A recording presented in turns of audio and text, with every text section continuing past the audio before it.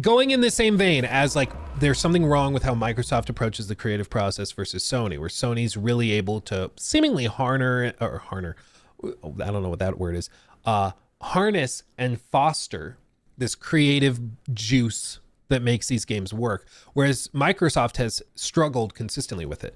And it reminds me of this clip from a documentary bit about the development of Psychonauts 2 and after they were acquired by Microsoft and everything, where Matt Booty, the head of all of their studios, is sitting in the studio and talking with them. And you can see the head of Double Fine talking with them about it, because basically the concern within the studio was that Matt Booty was going to enforce Microsoft's policy, which is that if you think of something, it's owned by the company, full stop. So if you pitch like a children's book, if you pitch a spin-off game that looks like this and plays like this or that, that is owned by Microsoft because you made that pitch while an employee within the studio. And the fear was that that was going to harm the creative process because people wouldn't want to give out their best ideas because they'd want to keep those best ideas to themselves. So they're going to only give out their mediocre ideas and thoughts, but they're never going to go all in creatively because they know that the corporation is just going to take their idea whether they are there or not. And this little bit is pretty telling. Even though most of our concerns, because we are a creativity first company, there's questions about ownership. A lot of people have side creative things they do. They write children's books or play in bands or something, and they want to make sure that will be able to continue under Microsoft. Where the moonlighting only really starts to be something that we even really need to have a conversation about is if you are making something that directly competes or conflicts with what happens here. And that really is going to boil down to making a game. It's just that the thing is, it's like corporations like Microsoft always have the advantage. Because I've seen this happen to friends of mine who have released games, and this has happened, and then the company has gone after them, and they were like, even though they had a nice little handshake agreement, they still ended up having to pay that company. So to be clear, it's like if one of these people went and made an indie game, Microsoft then goes and sues them because they're like, you came up with the idea of that indie game in this like brainstorming session you had at our company. That idea belongs to the company. That's not your game to make anymore. And whether that makes sense or not, is sort of up for your personal perspective and debate. The idea is sound in my view. Like, you shouldn't be able to work within a company and then take the creative or take the competitive advantage ideas that company has and just run over, make your own company or sell those ideas to a different company, which is something that has been a problem for big corporations with stuff like AI, where they'll have an AI engineer that does amazing work at NVIDIA, and then Apple hires them, and all of a sudden Apple's making all of these same breakthroughs, where this person is bringing their knowledge of competitive advantages at NVIDIA over there, and then there's lawsuits because they're like, that was not your information to share. That information was owned basically by NVIDIA. And so there's tons of problems with this. This is a big corporate issue globally, okay? So it's not like it's just in the video game space.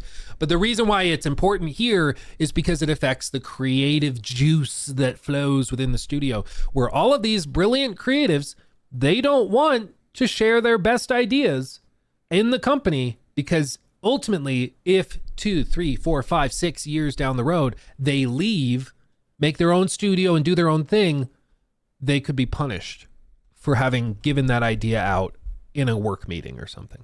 Yeah, they look happy. Yeah, you can tell that they were just acquired by Microsoft and they're having this roundtable with the head of Xbox Studios, and they look like they're at a funeral. Does this guy look like he's happy to have been acquired by Microsoft? Does he look like he's thrilled with their new corporate overlords? No. I mean, they all have their heads bowed, like their friend just died. Like, what? But this is, again, the difference between a company that's really able to foster creative exploration and a company that struggles with that. Microsoft is kind of the definition of a big soulless corporation that is really good at utilizing engineers to develop software, but their processes don't really work with creative types of people. It just doesn't really work. It doesn't really work. Sony will not allow it either. There seems to be a big difference in how they approach it, though, in how they frame it or in how the policies work. I don't really know how Sony does it so differently, and seemingly Microsoft doesn't know it either. If it were easy, everybody would have totally successful studios upon their acquisition.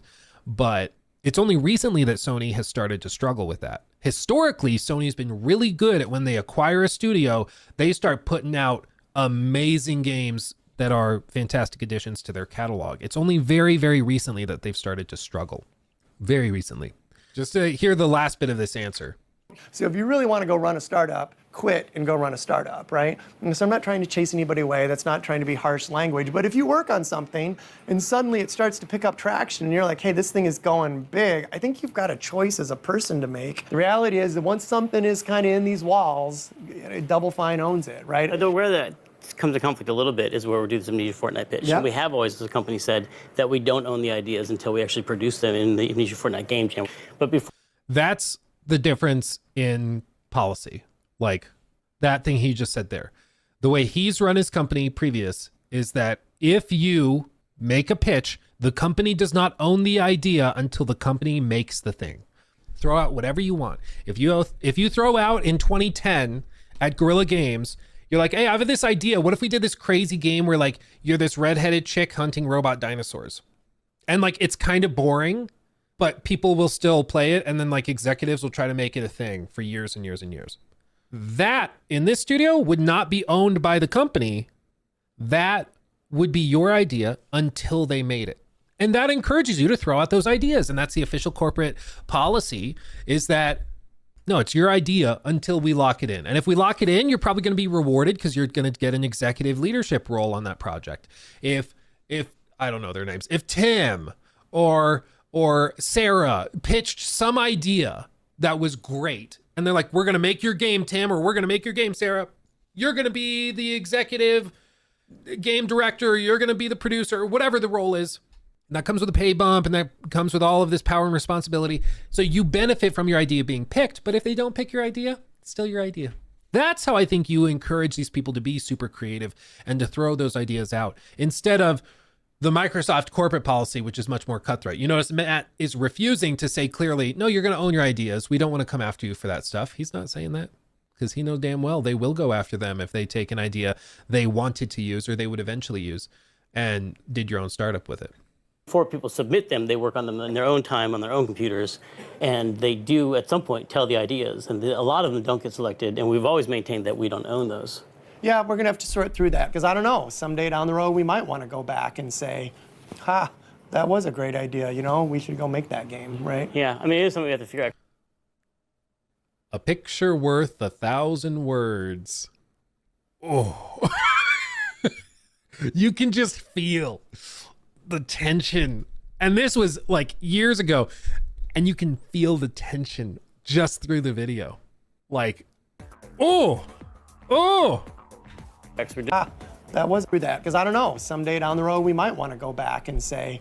To be clear, someday down the road we might want to go back and say we want to use that idea that Tim or Sarah pitched years ago. So we're going to tap that and we own that idea.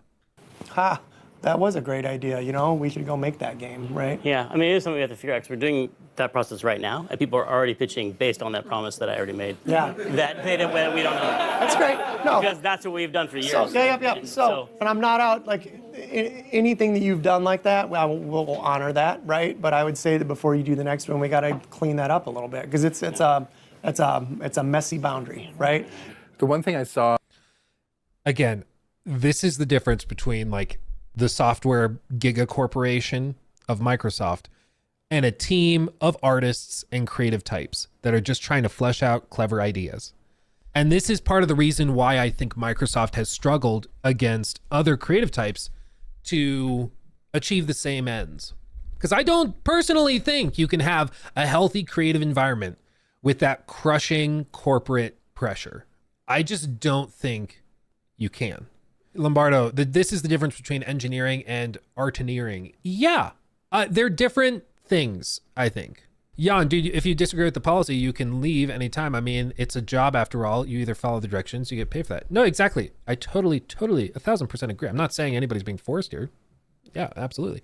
The point is, if you want the creative types that can make really phenomenal games, they don't seem to like policies like this. So they'll do just what you're saying. Exactly what you're saying, Jan. They'll leave. They'll go somewhere else. And you'll lose that talent. And that seems to be a consistent issue within these Microsoft studios and within these big acquisition places, where a lot of the key talent seems to leave and they go off and make their own studios. They go indie, or they just get hired somewhere else and start working somewhere else. Like, people did leave, people did quit. Even at like BGS, people have started to leave. And this type of thing happens all the time when there's an acquisition and the way things used to be are starting to be done differently, and they bail. And then that same company is not really the same. It's the same company in name, but it doesn't have the same people. It doesn't have the same talent. You know, you lose the talents, but they won't lose the ideas. The ideas that they said, yeah, you'll keep those. But that's part of the problem, is when this is the policy, the best ideas don't come out. The best ideas they stay kept in people's minds because they don't want it to be owned by the corporation. They don't want it to be owned by Microsoft, where 2 years down the road, it gets scooped up and used for some other project. So they keep it quiet. They keep it locked in. And whenever you have like software engineering, yeah, you do have to have some creative ideas and problem solving and stuff like that. But within video games, it's a blending of art and engineering. That's what makes it so fascinating to see.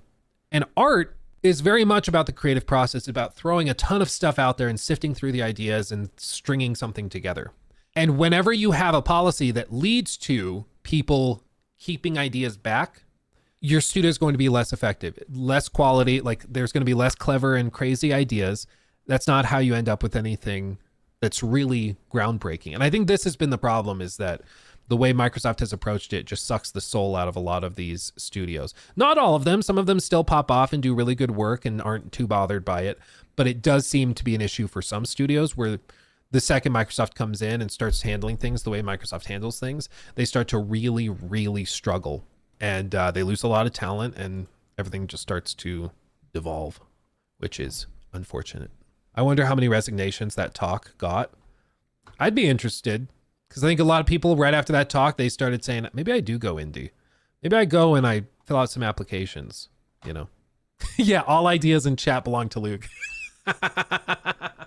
Yeah, exactly. All those little jokes, those are mine. Mine. I own those now. You can't use that joke again. It's mine. Ooh, I like that emoji. That's mine now. You can't use it anymore.